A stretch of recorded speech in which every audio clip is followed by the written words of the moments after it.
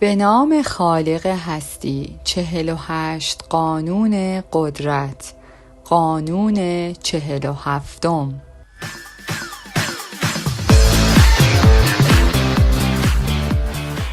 از علامتی که در نظر داشتید عبور نکنید. در پیروزی یاد بگیرید که چه زمانی توقف کنید. داوری: اغلب لحظه پیروزی بزرگترین خطر است. در گرماگرم پیروزی غرور و اعتماد به نفس بیش از حد می تواند شما را از هدفی که برای آن برنامه ریزی کرده بودید عبور دهد و با جلوتر رفتن بیش از آن که شکست دهید دشمن ایجاد کنید.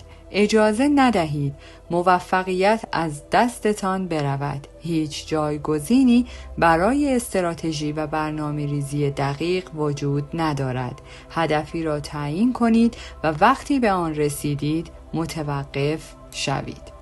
سرپیچی از قانون. در سال 559 قبل از میلاد مرد جوانی به نام کوروش لشکری عظیم از قبایل پراکنده ایران جمع‌آوری کرد و علیه پدر بزرگش آستیاگ پادشاه مادها لشکر کشید. او آستیاگ را به راحتی شکست داد، خود را به عنوان پادشاه ماد و ایران تاجگذاری و شروع به ساختن امپراتوری ایران کرد. پیروزی پیاپی به دنبال پیروزی بود. کوروش فرمانروای لیدیا را شکست داد، سپس جزایر یونی و دیگر پادشاه‌های کوچکتر را فتح کرد، به بابل لشکر کشید و آن را هم در هم شکست. اکنون او را کوروش بزرگ پادشاه جهان می شناختند. کوروش پس از تصرف ثروت‌های بابل به شرق، قبایل نیمه وحشی ماساکتای و قلمروی وسیعی در دریای خزر توجه کرد. ماساکتای که یک نژاد جنگجوی سرسخت به رهبری ملکه تومیروس بودند، فاقد ثروت بابل بودند، اما کوروش تصمیم گرفت به هر حال به آنها حمله کند، زیرا خود را فوق بشری و ناتوان از شکست می‌دانست. سپس در سال 529 قبل از میلاد کوروش به رود وسیع آراکس دروازه‌ای به پادشاهی ماساکتای لشکر کشید. هنگامی که او در کرانه غربی اردوگاه برپا کرد، پیامی از ملکه تومیروس دریافت کرد. پادشاه مادها به او گفت: من به شما توصیه می کنم که این کار رو رها کنید، چون نمیتونین بدونین که آیا در نهایت این کار شما رو انجام میده یا خیر. خب، بر مردم خود حکومت وسیعی کنین. ببینین که من حکومت میکنم. مطمئناً توصیه من رو رد خواهید کرد، چون آخرین چیزی که آرزو دارین اینه که در آرامش زندگی کنین. تومیروس که از قدرت ارتش خود مطمئن بود و نمیخواست نبرد اجتناب ناپذیر را به تأخیر بیندازد، به کوروش اجازه داد تا سربازان را کنار رودخانه بیرون بکشد و به کوروش اجازه دهد تا به سلامت از آبهای آن بگذرد و در صورت تمایل با ارتش او در سمت شرقی بجنگد. کوروش موافقت کرد، اما به جای اینکه مستقیما با دشمن درگیر شود، تصمیم گرفت حقه بازی کند. ماساکتای چیزهای تجلی کمی می‌دانست. هنگامی که کوروش از رودخانه عبور کرد و در سمت شرقی اردو زد، سفره ای را برای ضیافتی مفصل پر از گوشت، غذاهای لذیذ و شراب غلیظ چید. سپس ضعیف‌ترین نیروهای خود را در اردوگاه رها کرد و بقیه ارتش را به رودخانه کشید. یک گروه بزرگ ماساکتای به زودی به اردوگاه حمله کردند و همه سربازان ایرانی را در نبردی سخت کشتند.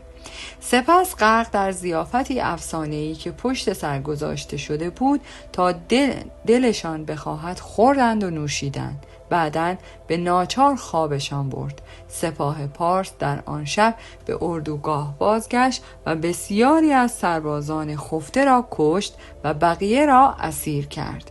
میان زندانیان ژنرال آنها جوانی به نام اسپارگاپیس پسر ملکه تومیروس وجود داشت. هنگامی که ملکه متوجه شد چه اتفاقی افتاده است، پیامی برای کوروش فرستاد و او را به خاطر استفاده از ترفندها برای شکست دادن ارتش خود سرزنش کرد. او نوشت: حالا به من گوش کن، من به نفع خودت بهت نصیحت خواهم کرد. پسرم رو به من پس بده، کشورم رو با نیروهات دست نخورده ترک کن و به پیروزی خود بر 1/3 ماساکتای راضی باش. اگر امتناع کردی به خورشید سوگند به خاطر همه خواریت بیش از چیزی که میتونی بنوشی به تو خون بده. کوروش به او تمسخر کرد: پسرش را آزاد نمی کند، او این وحشی ها را خرد می کند. پسر ملکه چون میدید آزاد نمی شود نتوانست تأخیر را تحمل کند و خودکشی کرد. خبر مرگ پسرش تومیروس را تحت تاثیر قرار داد. او تمام نیروهایی را که می توانست در پادشاهی خود جمع کند جمع نمود و با شلاق زدن آنها به جنون انتقام جویانه سپاهیان کوروش را درگیر نبردی خشن و خونین کرد. در نهایت ماساکتای پیروز شد. آنها در خشم خود ارتش ایران را نابود کردند و خود کوروش را کشتند. پس از نبرد تومیروس و سربازانش در میدان جنگ برای یافتن جسد کوروش جستجو کردند. هنگامی که تومیروس آن را یافت سر او را برید، آن را در مشکی پر از خون انسان فرو کرد و فریاد زد: اگرچه من تو را فتح کردم و زنده‌ام، تو با خیانت پسر من رو نابود کردی. اکنون ببین من تهدیدم رو برآورده می کنم. شما پر از خون هستین. پس از مرگ کوروش امپراتوری ایران به سرعت از هم پاشید. یک عمل غرور تمام کارهای خوب کوروش را از بین برد. تفسیر: هیچ چیز مست کننده تر و خطرناک تر از پیروزی نیست. کوروش امپراتوری بزرگ خود را بر ویرانه های امپراتوری قبلی ساخته بود. 100 سال قبل از آن امپراتوری قدرتمند آشور به طور کامل ویران شده بود. زمانی پایتخت پرزرق و برق و اکنون ویرانه هایی در شن و ماسه. آشوری ها به این سرنوشت دچار شده که بیش از حد پیشروی کرده بودند و دولت شهرها را یکی پس از دیگری ویران می کردند تا اینکه از اهداف پیروزی های خود و همچنین هزینه ها غافل شدند. آنها بیش از حد خود را گسترش دادند و دشمنان زیادی ساختند که در نهایت توانستند با هم متحد شوند و آنها را نابود کنند. کوروش درس آشور را نادیده گرفت. او به هشدارهای پیشوایان و مشاوران توجهی نکرد. او نگران توهین به یک ملکه نبود. پیروزی‌های زیادش به سرش رفته و عقلش را تیره کرده بود. او به جای تحکیم امپراتوری وسیع خود به جلو رانده شد. به جای اینکه هر موقعیتی را متفاوت تشخیص دهد، فکر می‌کرد که هر جنگ جدید همان نتیجه را به همراه خواهد داشت، تا زمانی که از روش‌هایی که می‌دانست استفاده می‌کرد، زور بیرحمانه و حیله‌گری. درک کنید در حوزه قدرت باید با عقل هدایت شوید. اینکه اجازه دهید یک هیجان لحظه‌ای یا پیروزی احساسی بر حرکات شما تأثیر بگذارد یا هدایت کند کشنده خواهد بود. وقتی به موفقیت رسیدید عقب نشینی کنید، احتیاط کنید. وقتی پیروز شدید نقش شرایط خاص یک موقعیت را درک کنید و هرگز به سادگی همان اعمال را تکرار نکنید. تاریخ مملو از ویرانه‌های امپراتوری‌های پیروز و اجساد رهبرانی است که نمی‌توانند توقف و تحکیم دستاوردهای خود را بیاموزند. رعایت قانون. هیچ فردی در تاریخ موقعیت ظریف و مخاطره آمیزی به اندازه معشوقه پادشاه نداشته است. او هیچ پایگاه قدرت واقعی یا مشروعی نداشت که در مواقع سختی به آن بازگردد. دور او را انبوهی از درباریان حسود احاطه کرده بودند که مشتاقانه انتظار سقوط او را داشتند و سرانجام از آنجایی که منبع قدرت او معمولاً زیبایی ظاهری او بود، برای بیشتر معشوقه های سلطنتی این سقوط اجتناب ناپذیر و ناخوشایند بود. شاه لویی 15 فرانسه در روزهای اولیه سلطنت خود شروع به حفظ معشوقه‌های رسمی کرد. ثروت خوب هر زن به ندرت بیش از چند سال طول می‌کشید، اما پس از آن مادام دوپوماندی آمد که وقتی بچه طبقه متوسط به نام ژان پوآسون بود توسط یک فالگیر گفته شد روزی مورد علاقه پادشاه خواهد بود. این رویای پوچ به نظر می رسید، زیرا معشوقه سلطنتی تقریبا همیشه از طبقه اشراف می آمد. با وجود این ژان معتقد بود که قرار است شاه را اغوا کند و انجام این کار تبدیل به وسواس او شد. او خودش را در کارهای مورد علاقه پادشاه، موسیقی، رقص، بازیگری و اسب سواری تقویت کرد و در هر یک از آنها عالی شد. به عنوان یک زن جوان او با مردی از اشراف پایین ازدواج کرد که به او اجازه ورود به بهترین سالن‌های پاریس را داد. به سرعت اخبار زیبایی، استعداد، جذابیت و هوش او منتشر شدند. ژان پوآسون، مونتوسیکو و دیگر ذهن‌های بزرگ آن زمان دوست صمیمی شد، اما هدفی را که به عنوان یک دختر برای خود تعیین کرده بود، تسخیر قلب پادشاه، هرگز فراموش نکرد. شوهرش یک قصد در جنگلی داشت که پادشاه اغلب به شکار می رفت و او شروع به گذراندن زمان زیادی در آنجا می کرد. با مطالعه حرکات او مانند یک شاهین مطمئن می شد که وقتی او بیرون رفته است و با جذابترین لباسش راه می رود یا سوار بر مربی پرزرق و برقش می شود به او برخورد می کند. پادشاه شروع به توجه به او کرد و از بازی‌هایی که در شکار کرده بود به او هدیه داد. در سال 1744 معشوقه فعلی لوئیس دوشن دوشاترو درگذشت. ژان حمله کرد. او خودش را در هر جایی که لوئیس بود قرار میداد. در رقص نقابدار در ورسای، در اپرا، هر جا که مسیرشان از هم میگذشت و میتوانست استعدادهای خود را به نمایش بگذارد. رقص، آواز، سوارکاری و عشوه‌گری. سرانجام پادشاه تسلیم جذابیت‌های او شد و در مراسمی در ورسای در سپتامبر 1745 این دختر 24 ساله، یک کارگزار بانکی طبقه متوسط، رسما به عنوان معشوقه پادشاه معرفی شد. اتاق خودش در قصر به او داده شد، اتاقی که پادشاه می توانست هر زمان که بخواهد از طریق یک پلکان مخفی و در پشتی وارد شود و چون عده‌ای از درباریان از اینکه او زنی کم اصل یا برگزیده بود خشمگین بودند. او را مارکیز ساخت، از اینکه او را با نام مادام دوپامپادور می شناختند. شاه مردی بود که کوچکترین احساس کسالت او را بی اندازه سرکوب می کرد. مادام دوپامون می دانست که نگه داشتن او تحت طلسم به معنای سرگرم کردن اوست. برای این منظور او به طور مداوم در ورسای تولیدات تئاتری انجام داد و در آن بازی کرد. او مهمانی‌های شکار مفصل، توپ‌های نقابدار و هر چیز دیگری را ترتیب داد تا او را به بیرون از اتاق خواب منحرف کند. مادام حامی هنر و داور سلیقه و مد برای تمام فرانسه شد. تعداد دشمنان او در دربار با هر موفقیت جدید بیشتر می شدند، اما مادام آنها را به شیوهی کاملا بدی برای معشوقه پادشاه خنثی می کرد. با ادب بسیار، اسنوب هایی که به خاطر کمزاینده‌اش از او رنجیده بودند با جذابیت و لطف او را جذب کرد.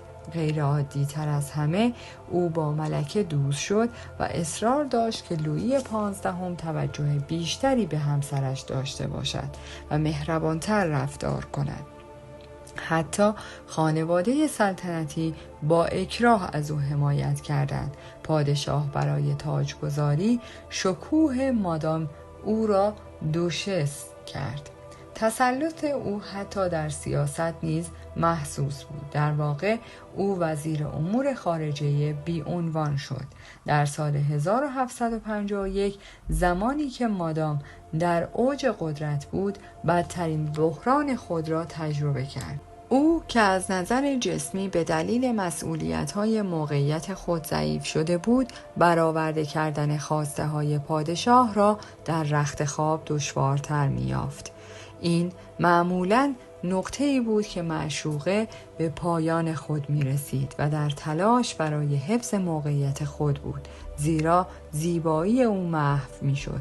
اما مادام یک استراتژی داشت. او شاه را تشویق کرد که یک رسپی خانه به نام پارس آوکس را در محوطه ورسای ایجاد کنند. در آنجا پادشاه میان سال می توانست با زیباترین دختران جوان در قلمرو ارتباط برقرار کند. مادام می دانست که جذابیت و زیرکی سیاسیش او را برای پادشاه ضروری کرده است. چه اهمیتی داشت که او موقعیت خود را در اتاق خواب از دست بدهد تا زمانی که قدرتمندترین زن فرانسه باقی بماند. برای به دست آوردن این موقعیت او همچنان با ملکه دوست صمیمی‌تر شد و با او شروع به حضور در کلیسا کرد. اگرچه دشمنانش در دربار توطئه کردند تا او را از موقعیت رسمی خود به عنوان معشوقه پادشاه برکنار کنند، پادشاه مادام را حفظ کرد، زیرا بر اثر آرام بخش او نیاز داشت. تنها زمانی که نقش او در جنگ فاجعه بار 7 ساله انتقادات زیادی را متوجه کرد، به آرامی از امور عمومی کناره‌گیری کرد.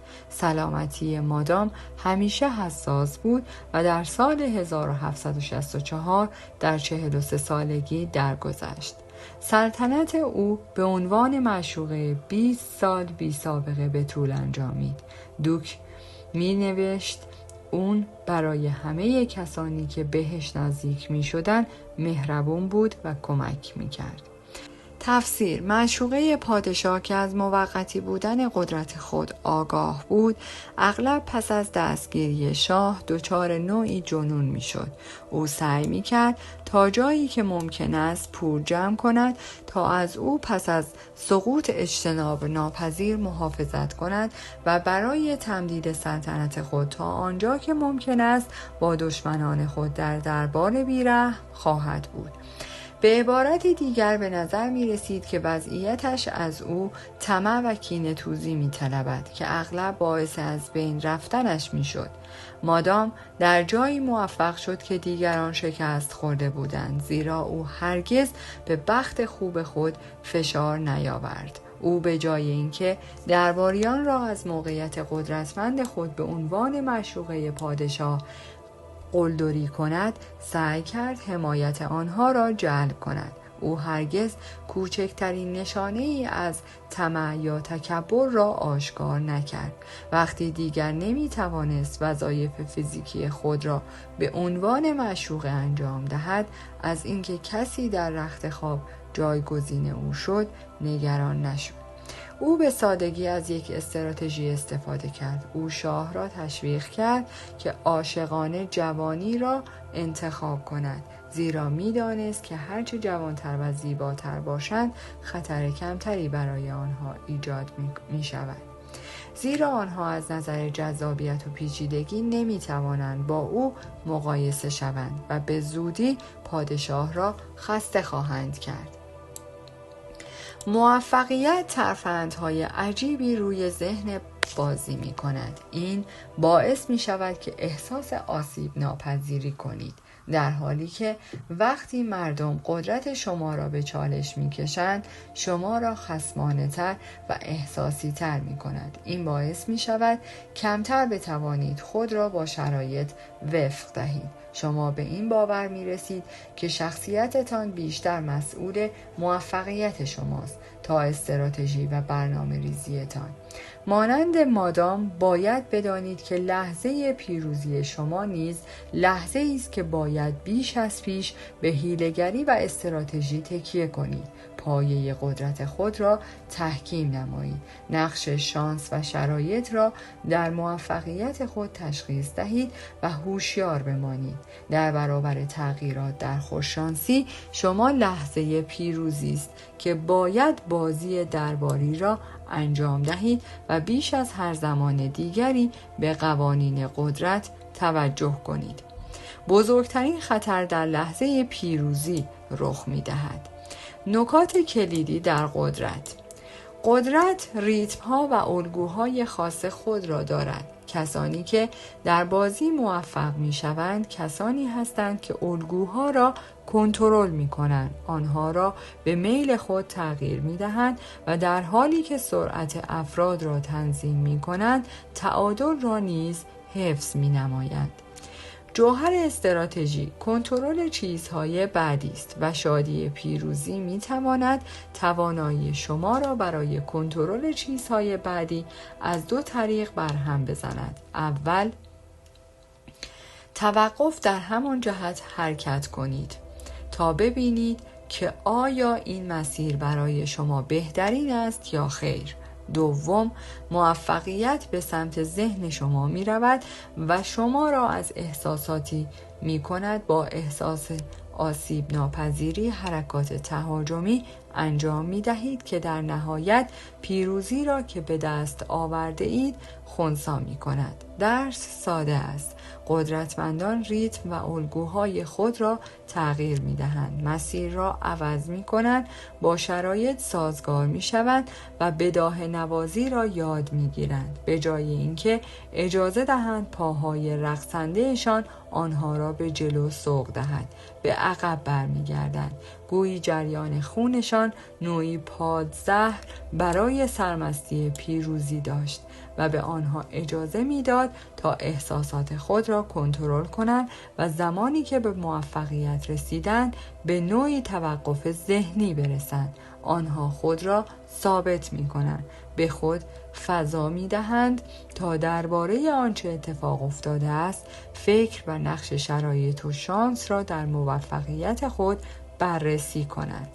همانطور که در مدرسه سوارکاری میگویند که قبل از اینکه بتوانید اسب را کنترل کنید باید بتوانید خودتان را کنترل نمایید.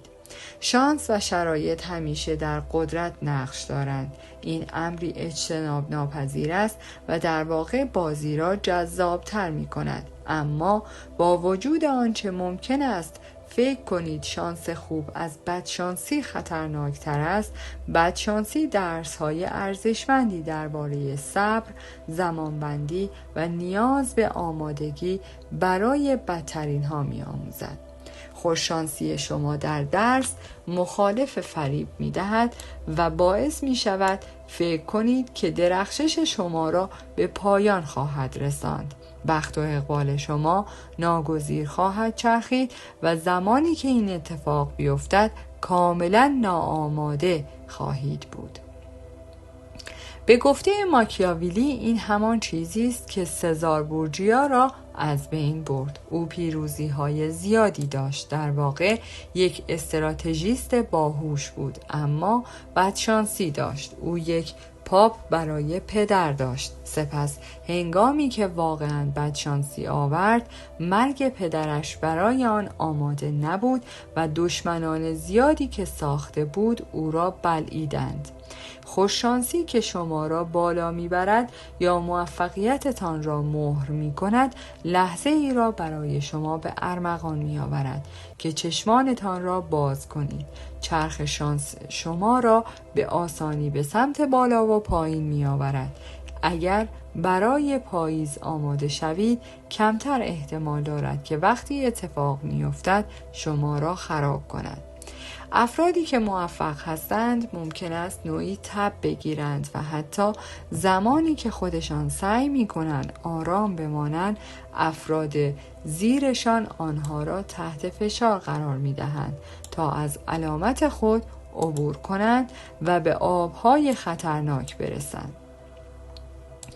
برای برخورد با این افراد باید استراتژی داشته باشید. صرف موعظه اعتدال شما را ضعیف و کوچولو جلوه می دهد.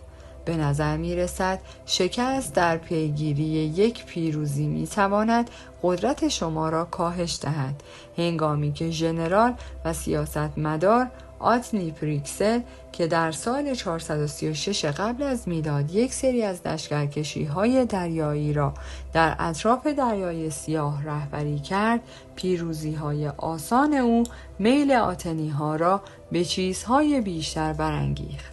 آنها در رویای فتح مصر، غلبه بر ایران، کشتیرانی به سمت سیسیل بودند. از یک سو پریکسل با هشدار درباره خطرات غرور این احساسات خطرناک را مهار کرد. از سوی دیگر او با نبردهای کوچکی که میدانست میتواند پیروز شود به آنها غذا میداد و این امر را ایجاد میکرد که در حال حفظ شتاب موفقیت است. مهارتی که پریکسل این بازی را با آن انجام داد با اتفاقی که هنگام مرگ او رخ داد آشکار می شود. عوام فریب ها کنترل را به دست گرفتند، آتن را به حمله به سیسیل سوق دادند و در حرکتی عجولانه یک امپراتوری را نابود کردند. ریتم قدرت اغلب مستلزم تناوب نیرو و هم حیله‌گری است. نیروی بیش از حد واکنشی متقابل ایجاد می کند. حیله‌گری بیش از حد مهم نیست که چقدر حیله‌گر باشد، پیش بینی پذیر می شود.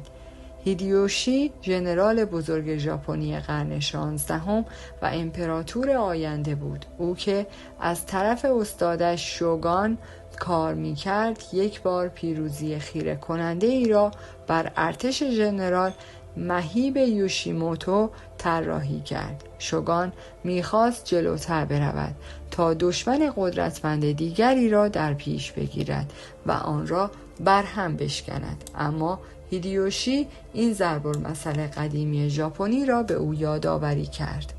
وقتی پیروز شدی رشته‌های کلاه خود را سفت کن. برای هیدیوشی این لحظه ای بود که شوگان از زور تبدیل به حیله‌گری و غیر مستقیم شد و دشمنان خود را از طریق یک سری اتحادیه‌های فریبنده علیه یکدیگر قرار داد. به این ترتیب او با ظاهر شدن بیش از حد تهاجمی از برانگیختن مخالفت‌های بی‌مورد جلوگیری می‌کند.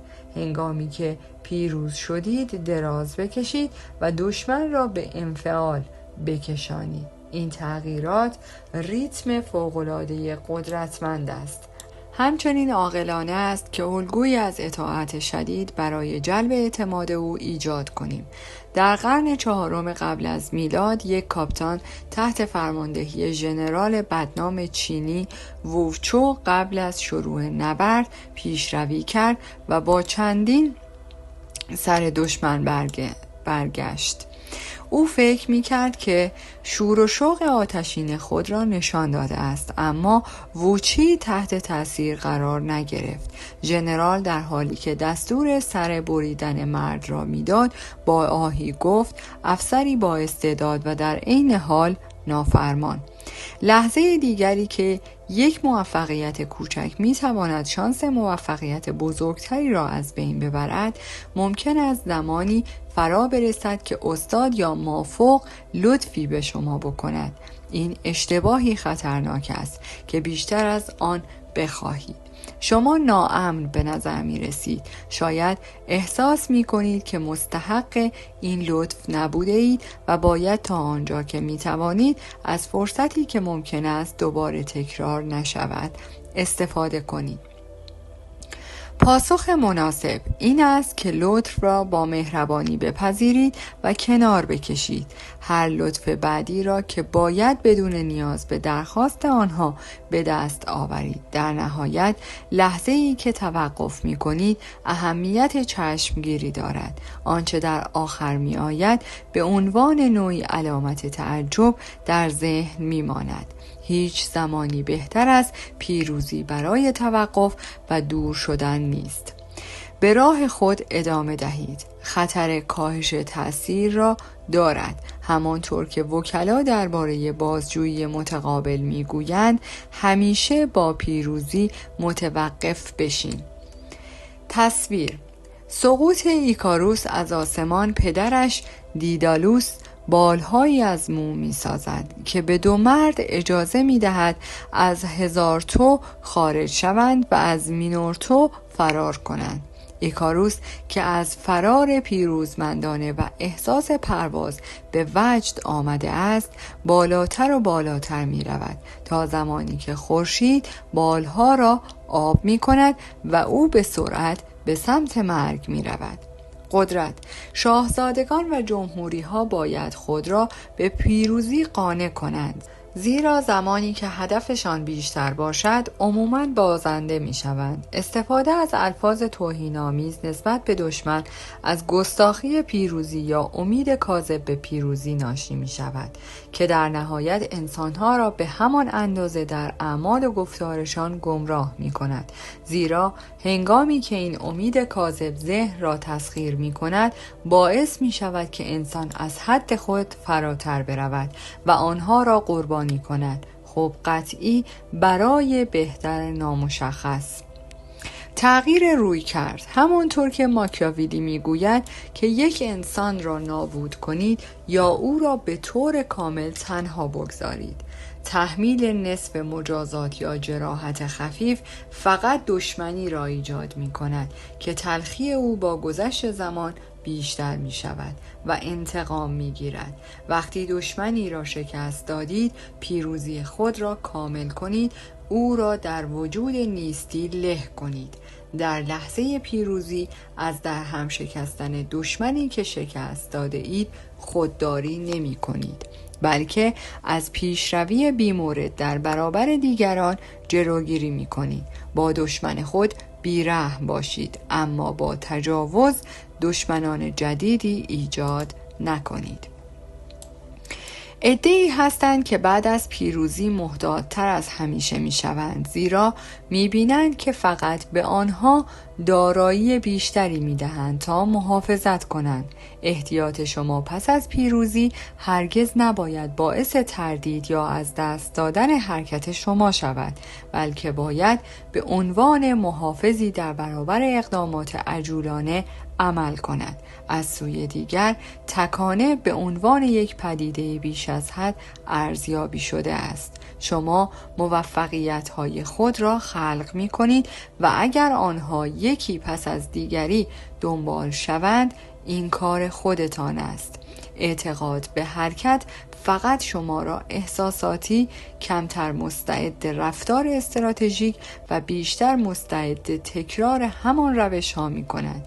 حرکت را برای کسانی بگذارید که چیز بیشتری برای تکیه کردن ندارند.